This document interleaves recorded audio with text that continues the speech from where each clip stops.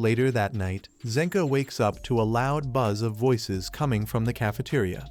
Curious, he heads over only to find the place packed with people in full party mode. He spots Rio and asks what's going on.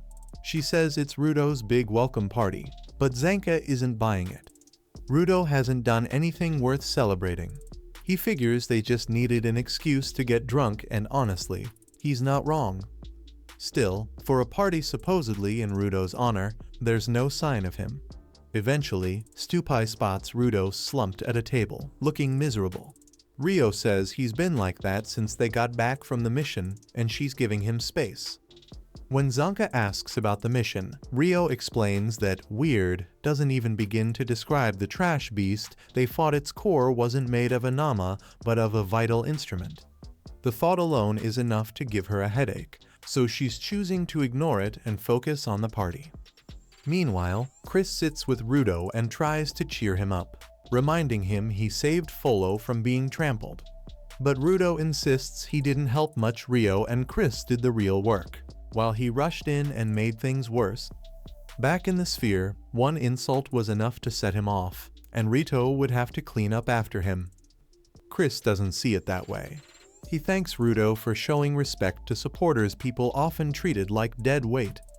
Folo, for example, once dreamed of becoming a cleaner, but chose to be a supporter because every job matters.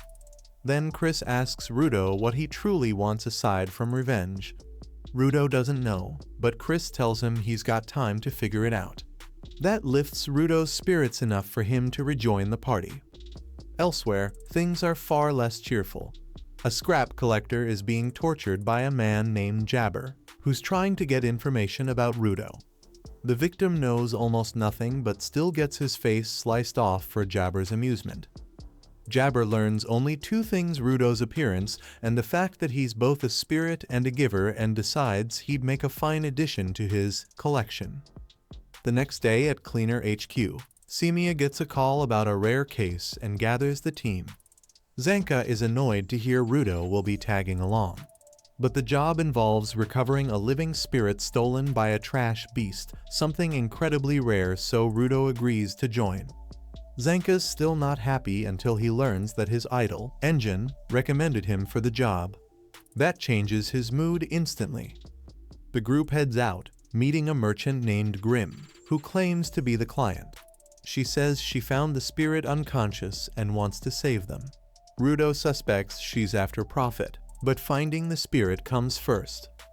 They arrive at an abandoned building where the beast supposedly struck, but instead of a monster, they find a single doll on a chair. Suddenly, Grim shoves them into the middle of the room. The floor collapses, and they all drop into the basement. She then reveals the spirit she's after is actually Rudo. Before anyone can react, Grim melts into a pile of mud. Two shady figures with purple lanterns step out from the shadows. Zanker realizes his gut feeling was right all along. This isn't a rescue mission. It's a trap. Rudo asks what Zanka means by raiders. Chris explains they're basically bandits, only nastier. These guys have been stepping up their game lately, even experimenting on people. And since most of them are givers, they're a serious threat. No time to waste. Chris tells the other three supporters to find an exit while he and Folo protect Rudo. He warns there might be more raiders nearby, so they need to stay sharp. As for the two in front of them, Zanka gets the honor of taking them down. Zanka smirks, says he's got this covered, and sends the others on their way. Rudo hesitates, wanting to stay and fight, but Chris tells him it's too risky. Raiders aren't pushovers, and having Rudo there would just make things harder. That stings. Rudo can't shake the feeling he's a burden again. Meanwhile, Zanka asks the raiders how they found Rudo so fast. He knew word would eventually get out about Rudo, but it's only been 2 days. He figures they just want to sell him. But Grim says she'd never sell him, not when she can get priceless info from dissecting his brain. Zanka doesn't care about her motives, he's just mad she wasted his time with a fake job. Grim offers to let him take out his frustration on her puppets. In seconds, he's surrounded by mud figures. No problem, mud's easy to smash. But then KZO bursts out of one puppet and punches Zanka in the face. Turns out Grimm's puppets are just a distraction KZO hides inside them to land surprise attacks. On top of that, all the mud splashing around is making it harder for Zanka to move. Grimm decides to finish him off before going after Rudo, but Zanka's done listening to her monologue. He's figured her out. Grimm controls the mud with her shovel.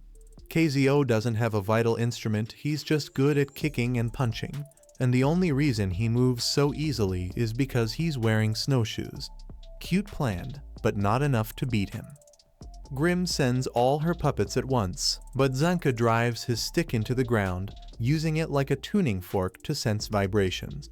Within seconds, he pinpoints the puppet hiding KZO, smacks him in the face, then does the same to Grimm. Both go down instantly, and their mud puppets crumble away. Zanka's almost disappointed at how easy it was until he hears a voice right behind him. It's Jabber. And Zanka instantly knows he's in big trouble. That's the end of episode 5. Stick around, because things are about to get messy.